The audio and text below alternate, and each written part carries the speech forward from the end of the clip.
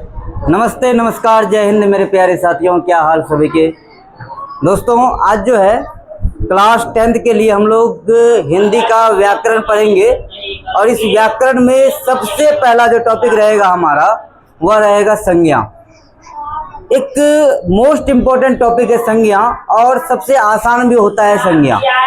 तो सबसे पहले हमें यह समझना होता है कि आखिर संज्ञा होता क्या है, संज्ञा कहते किसको है, संज्ञा कहते किसको है। तो आप लोग हमें सिर्फ इतना बताओ, क्या आप लोग जितने भी विद्यार्थी हो यहाँ पर सबका कोई ना कोई नाम है? सबका नाम है क्या नहीं जी? सबका कुछ ना कुछ नाम है। आपके गांव का नाम है, आपके घर में भी आपको जो भी नाम से पुकारा जाता है वो भी नाम है। आप जिस राज्य में रहते हैं उस राज्य का नाम है, और आप जिस देश में रहते हैं उस देश का नाम है, और आप जिस जिला में रहते हैं उस जिला का भी नाम है, प्रखंड का नाम है।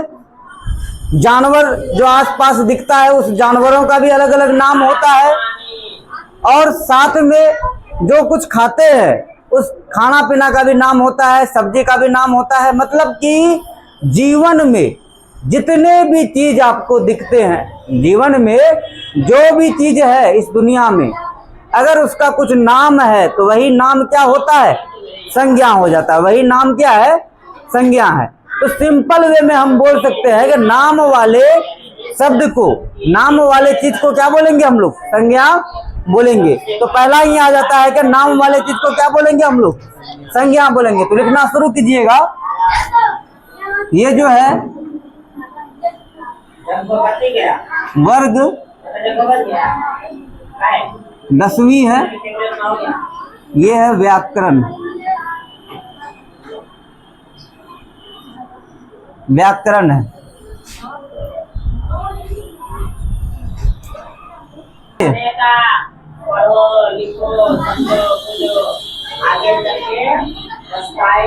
वर्ग 10वीं हिंदी व्याकरण। कौन सा है?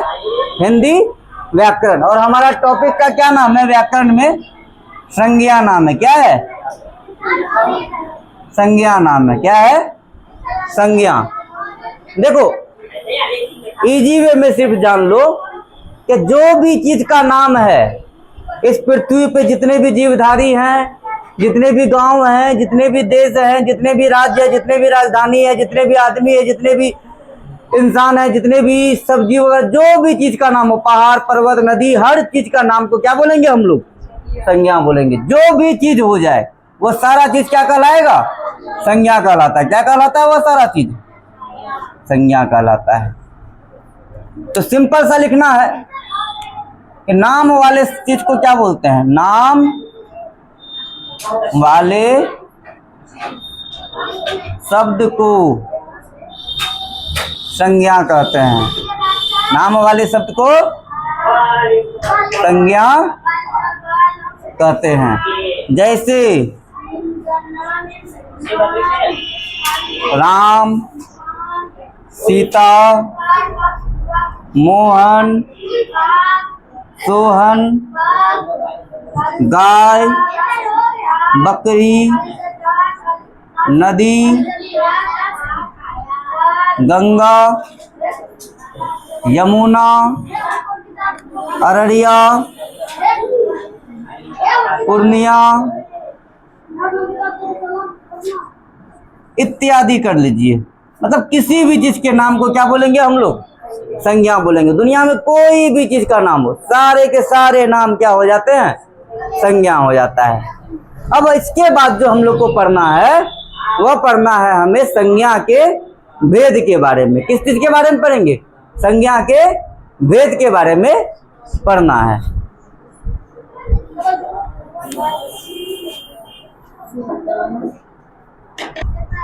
समझ में आ गया होगा संज्ञा किसको कहते हैं?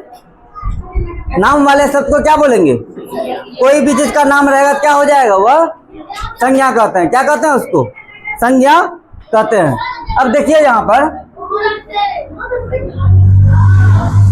संज्ञा के भेद को पढ़ेंगे। किसको पढ़ेंगे? संज्ञा के भेद को। मतलब संज्ञा कितने प्रकार के होते हैं? संज्ञा के प्रकार, है ना? संज्ञा के प्रकार बोलिए या संज्ञा के भेद बोलिए। तो हम लोग पढ़ेंगे संज्ञा के प्रकार। संज्ञा के प्रकार। अब देखो ये 5 प्रकार का होता है। क्या होता है? संज्ञा 5 प्रकार का होता है। संज्ञा 5 प्रकार के होते हैं। कितने प्रकार के होते हैं? संज्ञा 5 प्रकार के होते हैं। अब ये जो 5 प्रकार का होता है वह कौन सब होता है? तो पहला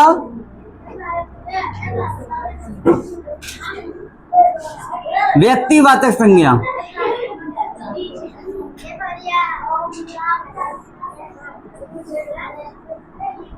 दूसरा हो जाएगा जातिवाचक संज्ञा,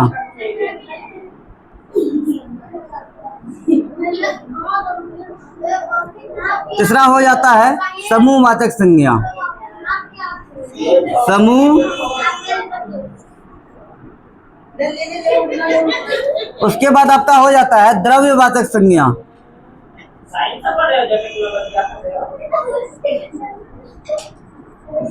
और साथ में हो जाता है भाववाचक संज्ञा। कौन सा संज्ञा? भाववाचक संज्ञा। ये 5 प्रकार का क्या होता है? संज्ञा होता है। व्यक्तिवाचक, जातिवाचक, समूहवाचक, द्रव्यवाचक और भाववाचक। अब हम समझेंगे इस चीज को कि आखिर एग्जाम में कैसे क्वेश्चन पूछता है। तो एग्जाम में आपसे इस तरह से नहीं पूछेगा कि संज्ञा के कितने भेद होते हैं उसको लिखिए। आपको एक लाइन दे देगी, सेंटेंस दे दिया जाएगा, आपको बोलेगा इनमें से यह कौन सा संज्ञा है, उस चीज को बताना है। इसको नोट कर लिए है ना? व्यक्तिवाचक, जातिवाचक, समूहवाचक, द्रव्यवाचक और भाववाचक। 5 प्रकार के क्या होते हैं? संज्ञा होते हैं। 5 प्रकार के क्या होते हैं? संज्ञा होते हैं।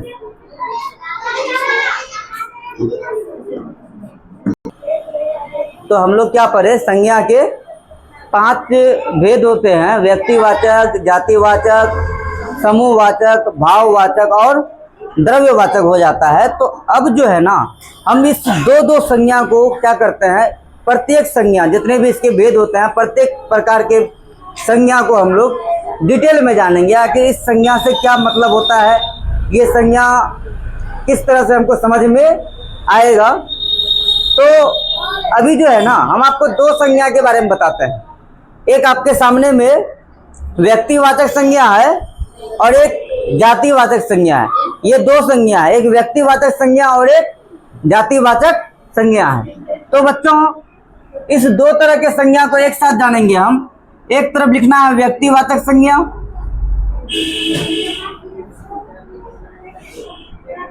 एक तरफ लिखना है जातिवाचक संज्ञा।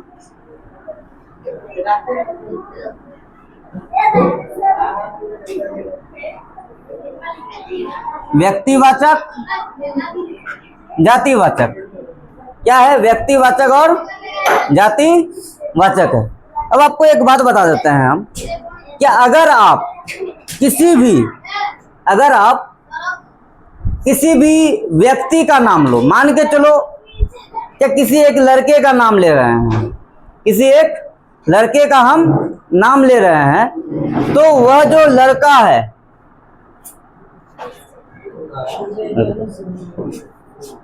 नाम ले रहे हैं, मान के चलो राम, मोहन, श्याम या किसी भी लड़के का पार्टिकुलर अगर नाम ले रहे हैं, तो नाम आपका जाएगा व्यक्तिवाचक में। किसमें जाएगा नाम? व्यक्तिवाचक में। अगर उसी लड़के के जगह पे हम सिर्फ और सिर्फ लड़का बोल रहे हैं, तो वह आपका जाएगा किसमें? जातिवाचक संज्ञा में। किसमें जाएगा? जातिवाचक संज्ञा में। कहने का अर्थ यह होता है कि बबुआ साहब, अगर आप किसी भी चीज का नाम लीजिएगा ना, तो नाम वाला व्यक्ति में जाएगा। अगर उसके समूह को बोलते हैं ना, तो समूह वाला जाएगा जाति में। मान के चलिए अभी हम बोल दिए कुत्ता। कुत्ता क्या है? व्यक्ति होगा या जाति? क्योंकि देखो, कुत्ता जो है ना, वो जानवर है क्या नहीं है? तो कुत्ता को अगर हम बोलेंगे ना, वो व्यक्ति में जाएगा। लेकिन अगर हम इसी में जानवर बोल देंगे ना, जाति में जाएगा। लेकिन एक ट्विस्ट ये भी सुनो कि कुत्ता भी अलग अलग प्रकार का होता है ना जी। वो गांव वाला कुत्ता, भौंकने वाला कुत्ता, चिल्लाने वाला कुत्ता, दौड़ने वाला कुत्ता, वोडाफोन वाला कुत्ता, नहीं जी, अलग अलग प्रकार का कुत्ता होता है। तो कुत्ता को भी अलग अलग प्रकार का नाम देता है, तो हमको उतना याद नहीं है। अब कुत्ता पालने वाले सबको पता होगा कि उसका कुत्ता कौन सा नस्ल का है, क्या नस्ल का है या बिना नस्ल का कुत्ता है। तो उस टाइम में कभी कभी एग्जाम में जो दे देगा ना कुत्ता इनमें से कौन है, तो आपको जाति लगाना है। क्यों? क्योंकि वहां पर आपको वो फंसाना चाहता है एग्जामिनर, इसलिए भी फंसाना चाहता है। वो ये सोचता है कि अगर कुत्ता पूछ रहा है तो वो तो व्यक्ति में मारेगा क्योंकि जानवर होता है, लेकिन इतना भी उसको पता है एग्जामिनर को, बच्चा क्या हो जाएगा, फंस जाएगा यहीं पर, क्योंकि उसको कुत्ता का क्या बोलते हैं जी, अलग अलग जो प्रकार के नस्ल होते हैं, नस्ल के बारे में उसको पता नहीं होता है। अगर सुनो, अगर हम नदी का नाम बोलते हैं जैसे गंगा, यमुना, सतलज, सरस्वती, व्यास, रावी, कोई भी सा नदी अगर हम बोलते हैं, नदी आएगा व्यक्ति में, किसमें आएगा, व्यक्ति में आएगा। और अगर नदी के अलावा, नाम के अलावा अगर हम खाली और खाली नदी बोलते हैं तो आ जाएगा जातिवाचक में। किसमें आ जाएगा, जातिवाचक में। आया समझ में क्या बोल रहे हैं? अगर हम कोई सब्जी का नाम लेंगे, आलू, परवल, बैगन, मूली, कटहल, तो आ जाएगा व्यक्ति में। अगर हम इसी में खाली सब्जी बोल देंगे तो हो जाएगा जाति में। आया क्या नहीं आया? किसी अगर गांव का नाम लेंगे, डुमरिया, बंसिया, बरगाछी, तो ये आ जाएगा व्यक्ति में। अगर हम इसी में गांव बोल देंगे तो ये आ जाएगा जाति में। तो चलिए अब इसको थोड़ा सा नोट करना, क्योंकि हम लोग को लिख लिख करके क्या होता है, याद ज्यादा होता है, क्योंकि रिवीजन करने के लिए आपके पास नोट्स होना बहुत जरूरी है। तो क्या है, व्यक्तिवाचक संज्ञा, व्यक्तिवाचक संज्ञा। तो लिखिएगा, वह संज्ञा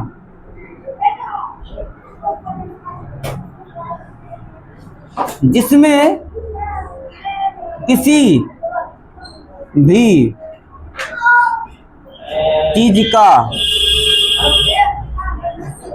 नाम दिया गया हो उसे व्यक्तिवाचक संज्ञा कहते हैं। अब देखो, यहां पर नाम नहीं दे करके उसके समूह को बारे में बताएगा। किसके बारे में बताएगा? उसके समूह के बारे में बताएगा। तो वह संज्ञा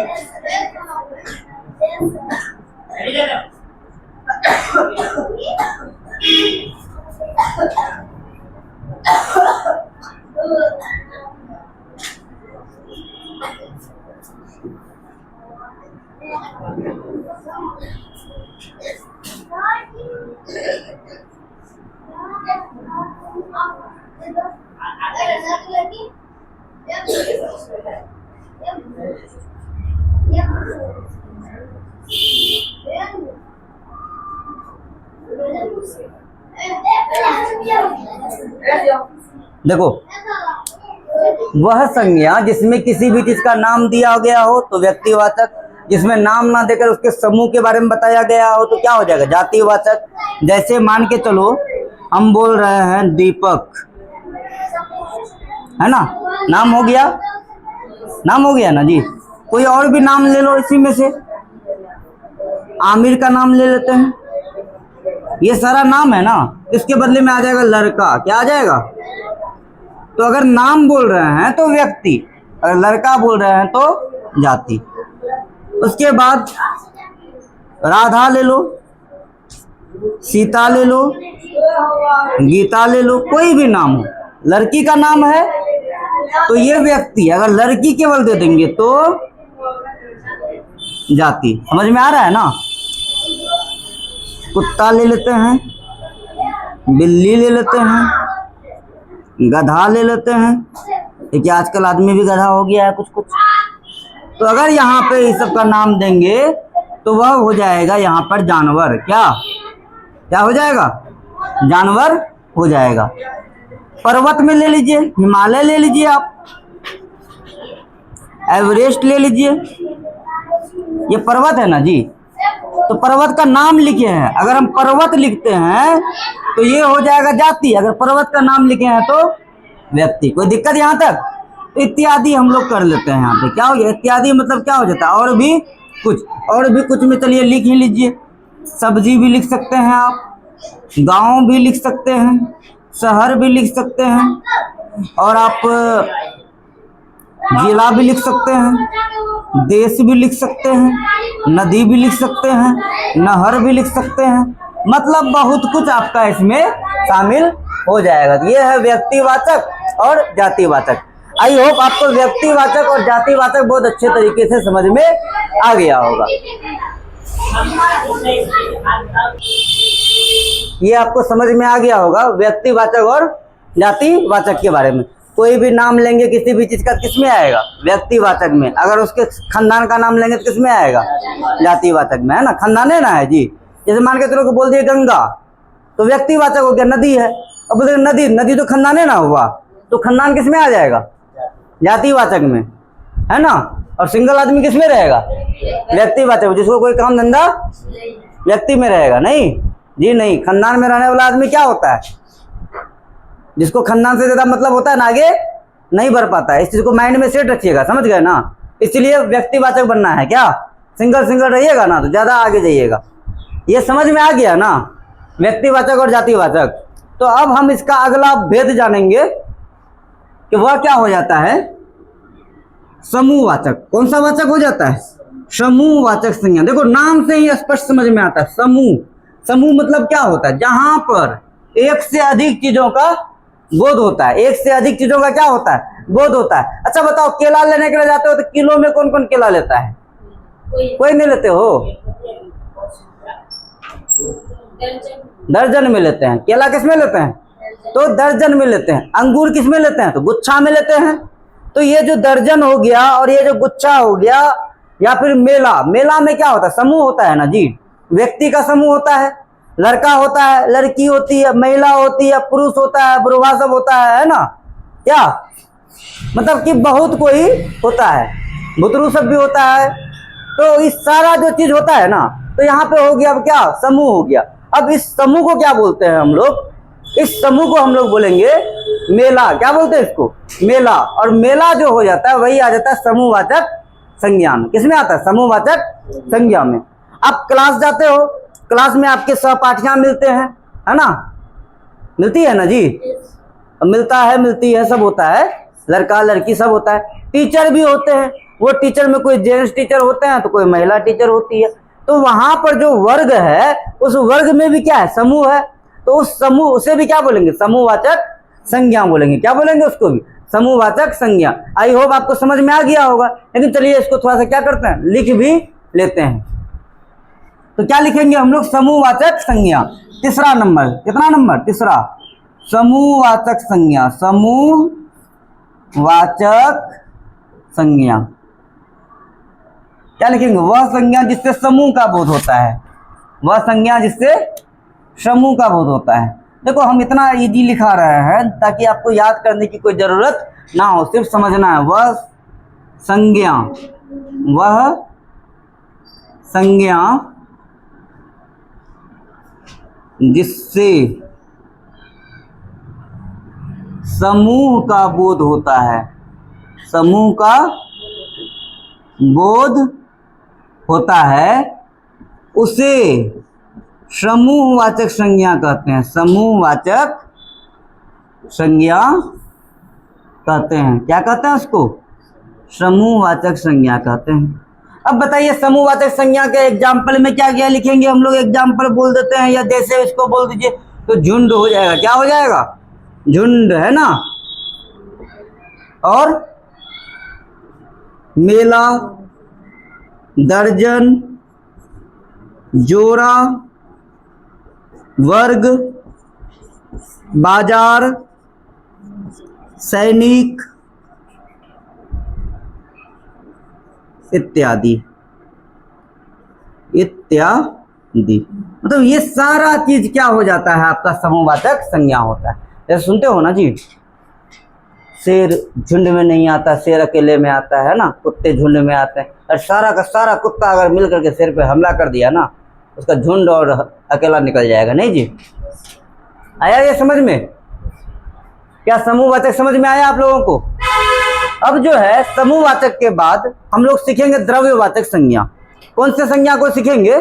द्रव्यवाचक संज्ञा को सीखेंगे। पहले इससे पहले इसको नोट कर लीजिए, फिर बताते हैं द्रव्यवाचक संज्ञा के बारे में।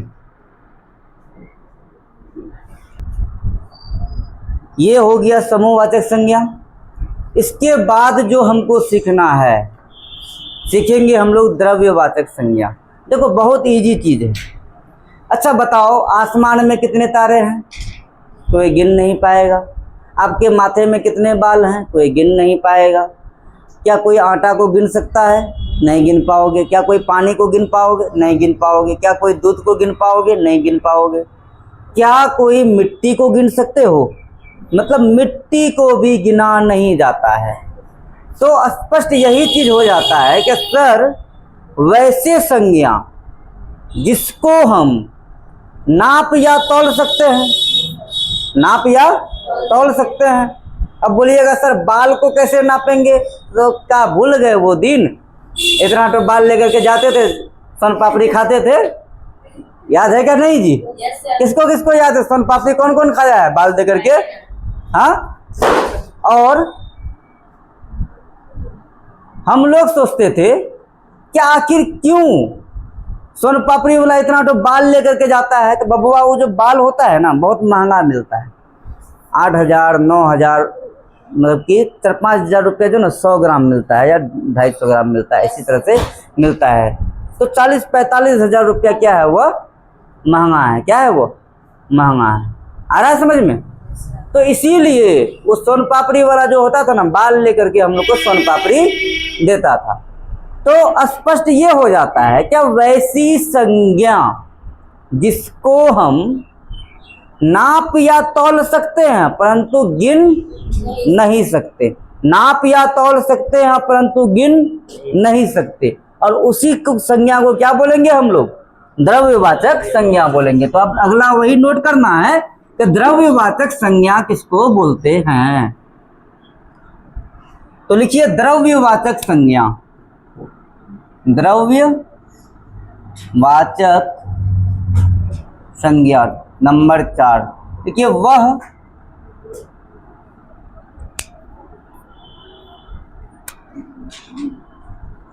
संज्ञा जिसे हम नाप या तौल सकते हैं परंतु गिन नहीं सकते हैं, उसी को क्या बोलते हैं? द्रव्यवाचक संज्ञा। जैसे आटा, चावल, गेहूं, बाल, है ना जी, मिट्टी, पानी, दूध, दही, तेल, मक्खन, कितना लिख लीजिए, कम नहीं है, बहुत सारा है, बस इसको इत्यादि कर दीजिए। अब समझ में तो आ ही गया होगा द्रव्यवाचक संज्ञा किसको बोलते हैं। कि सर वैसे संज्ञा जिसको माप या तौल तो सकते हैं लेकिन उसको गिन नहीं सकते हैं, तो वैसे संज्ञा को क्या बोलेंगे हम लोग?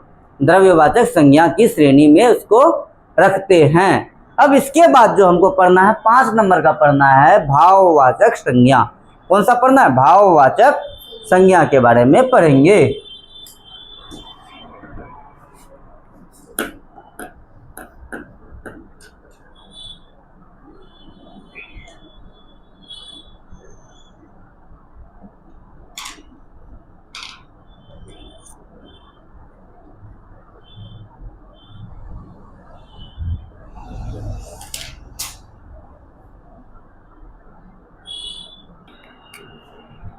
अब जो हम लोग पढ़ेंगे द्रव्यवाचक संज्ञा तो पढ़ चुके हैं, तो 5वां नंबर पढ़ेंगे भाववाचक संज्ञा।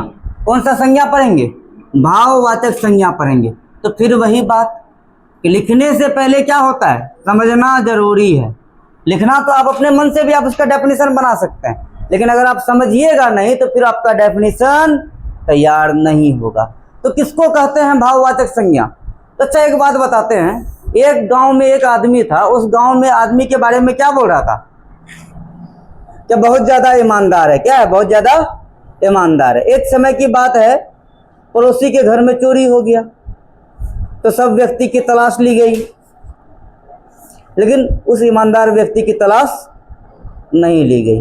अब जब तलाश नहीं लिया गया, क्योंकि सबको पता है वो ईमानदार आदमी है, ये ऊपर ऊपर से ईमानदार लग रहा है, तो अंत में एक व्यक्ति बोला कि ये तो फिर वही वाला बात हो गया, अगर चेक तो सबका करेंगे ना जी, हो सकता है ये भी चोरी कर सकता है। तो जैसे ही उसके घर के अंदर गया, देखा पूरा का पूरा खजाना, पड़ोसी का खजाना इसके घर में रखा हुआ है, ईमानदार व्यक्ति के घर में रखा हुआ है। तो बात यही हो जाता है कि जो चीज आपको दिखता है वह होता नहीं। नाम से ईमानदार था वो, लेकिन अंदर में उसका बेईमानी भरा हुआ था, चोर आदमी था। तो क्या हम उसके बेईमानी को देख पाए? क्या उसके ईमानदारी को देख पाए? सिर्फ हमने उसके बारे में जाना, उसके बारे में हमने क्या किया? महसूस किया। हमारे चारों ओर हवा बह रही है, हम सांस ले रहे हैं, और उसी सांस को, मतलब हवा को ही क्या करते हैं? छोड़ते हैं। अब ये अलग वाली बात है कि हम कार्बन डाइऑक्साइड को छोड़ते हैं, ऑक्सीजन को लेते हैं, कार्बन डाइऑक्साइड को क्या करते हैं? छोड़ते हैं। लेकिन है तो वो भी हवा ना। तो क्या हमने हवा को देखा? नहीं देखा। कहने का अर्थ ये हो जाता है कि सर वो चीज जिसको हम अपने आंखों से देख पाते हैं, मतलब महसूस कर पाते हैं, लेकिन आंखों से देख नहीं पाते हैं, मतलब वह सारी चीज जिसे हम देख नहीं सकते हैं बल्कि सिर्फ और सिर्फ उसको महसूस कर सकते हैं, तो वही सारी चीज क्या कहलाती है? भाववाचक संज्ञा। क्या किसी व्यक्ति के बुढ़ापा को देखे हो? हाँ, क्या आप हमारे अंदर को बुढ़ापा को देखे हो? कभी कभी बोलते हैं घुटना में दर्द रहता है, क्या पता बुढ़ापा तो नहीं आ गया, तो दिखता नहीं है। किसी के अंदर के बचपना भी नहीं खत्म होता है। आप देखते हैं ना, वो कहावत सही है, उम्र 55 का दिल बचपन का, समझे? भले ही उसका एज हो गया, लेकिन उसका दिल अभी भी क्या, बच्चे वाला है। तो क्या वो दिखता है? हमें नहीं दिखता है। तो ये सारा चीज क्या हो जाता है? संज्ञा कहलाता है। और कौन सा संज्ञा? भाववाचक संज्ञा। तब इसकी परिभाषा को भी लिख लेते हैं। भाववाचक संज्ञा किसको बोलते हैं?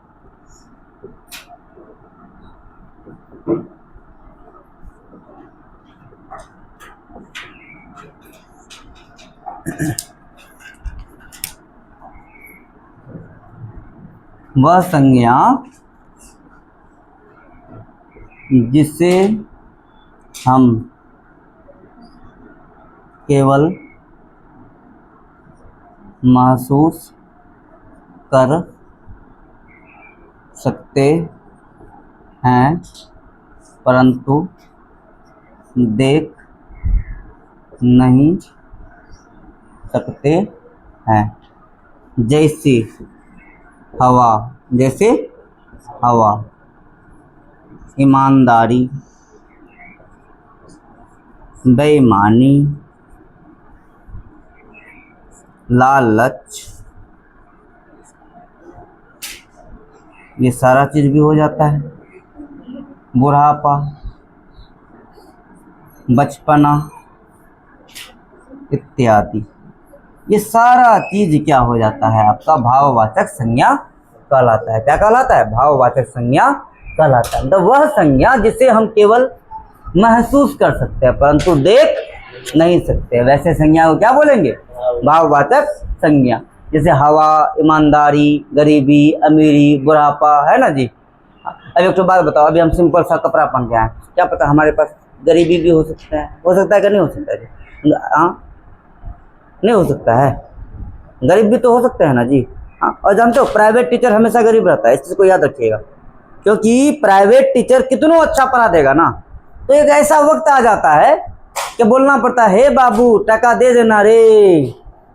सर दे देंगे, कहते कहते टीचर थक जाएगा, लेकिन विद्यार्थी देते देते नहीं थकेगा, मतलब बोलते बोलते नहीं थकेगा, समझे? तो वो होते हैं प्राइवेट टीचर। और प्राइवेट टीचर हमेशा से गरीब होते हैं, इसको माइंड में सेट कीजिएगा। प्राइवेट टीचर की ज़िंदगी बहुत टफ ज़िंदगी हो जाती है। जैसे अभी गर्मी की छुट्टी होने वाली है, अब इस छुट्टी में क्या हो जाएगा, मान के चलिए क्या सरकारी स्कूल में कोई पढ़ा रहा है, तो सरकारी स्कूल में कितने 20-22 दिन की छुट्टी होती है। अगर गलती से प्राइवेट टीचर छुट्टी दे दिया, तुरंत कॉल आएगा, सर कोचिंग बंद है क्या? सर कोचिंग में बंद काहे रखे हैं सर? मतलब कि प्राइवेट टीचर का कोई इज्जत नहीं है।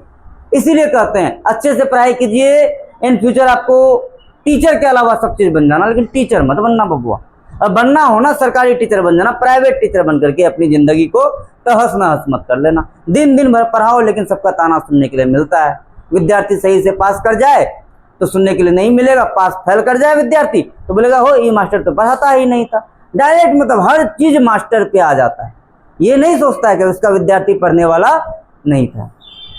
तो क्या आपको ये समझ में आ गया भाववाचक संज्ञा? आया कि नहीं आया भाववाचक संज्ञा समझ में?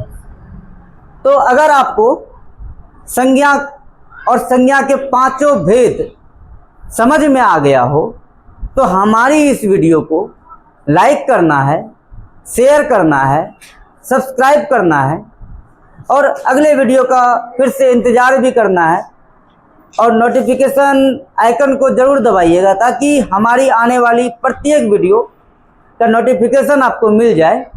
फिर मिलते हैं किसी अगले वीडियो में। अब तक के लिए bye bye and take care. जय हिंद, जय भारत।